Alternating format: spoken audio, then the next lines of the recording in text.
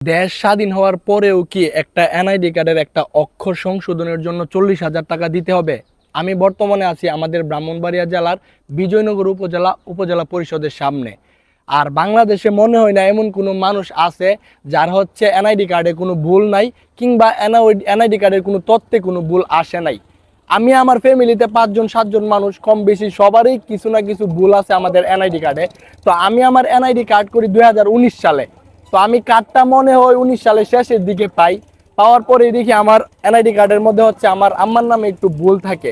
তো আমি মানে অফিসিয়াল ভাবে যেটা করা লাগে, আমি হচ্ছে বিজয়নগর উপজেলা পরিষদে এটা এসে সাবমিট করি, যে ব্যাংক ডাব বা সোনালী ব্যাংকের চালান টালান দেওয়া লাগে, ওইগুলা দিয়ে এসে সাবমিট করার পরবর্তীতে তারা আমাদেরকে টাইম দেয় যে হচ্ছে কিছুদিনের মধ্যে আমার আইডি কার্ডটা ঠিক হবে।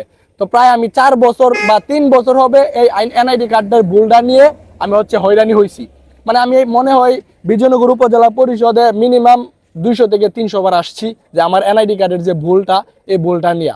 কিন্তু তারা মানে প্রতিনিয়ত আমাকে বলে এটা লাগবে ওইটা লাগবে, অথচ আমি লিগেল ওয়েতে চেষ্টা করছিলাম, কোনোভাবে এটা হয় নাই। একটা পর্যায়ে তারা আমাকে বলে উপজেলা পরিষদ যে 4 নাম্বার বা 4 তলায় যে লুক আছে এখান থেকে আমাকে বলা হয় 40,000 টাকা দিলে আমি হচ্ছে আমার এনআইডি কার্ডটা আমি সংশোধন করতে পারবো।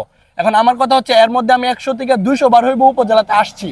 আমাকে প্রথমবার আসার পরে বলে তদন্ত অফিসারের মাধ্যমে, তদন্ত অফিসারের সাথে আমি দেখা করি, বলে আপনার মা বাবাকে নিয়ে আসতে হবে। আমি আমার মা বাবাকে নিয়ে আসি। আমার বাবাকে নিয়ে আমার বাবা হার্টের পেশেন্ট, আমি আমার বাবাকে নিয়ে মনে হয় 10 থেকে 15 বার আসছি। তারা আমাকে হয়রানি করাইছে, মানে এমন ভাবে আমাদেরকে হয়রানি করাইছে, 2-3 বছর আমি হচ্ছে এটা নিয়ে হয়রানি হয়েছি।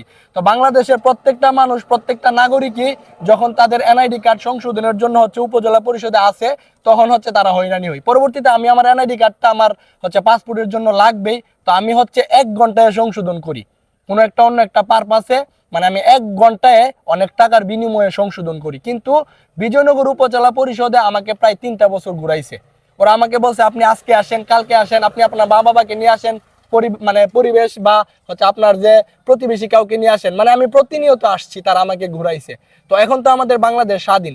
এখন যদি আপনাদের এনআইডি কার্ডে কোনো ভুল থাকে, আপনারা সংশোধন করতে গিয়ে হয়রানির শিকার হন, আপনারা এটার অ্যাকশন নেবেন, আপনারা প্রতিবাদ করবেন। পরবর্তীতে যা করার আমরা আছি, সবাই মিলে, ছাত্র সমাজ আছে, সবাই করবে।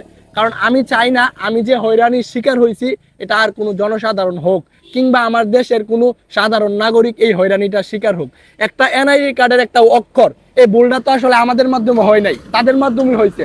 তো একটা অক্ষর সংশোধনের জন্য যদি আমাকে 40,000-45,000 টাকা দাবি করা হয় আমার কাছে, তাহলে আমরা কোথায় নিরাপদ?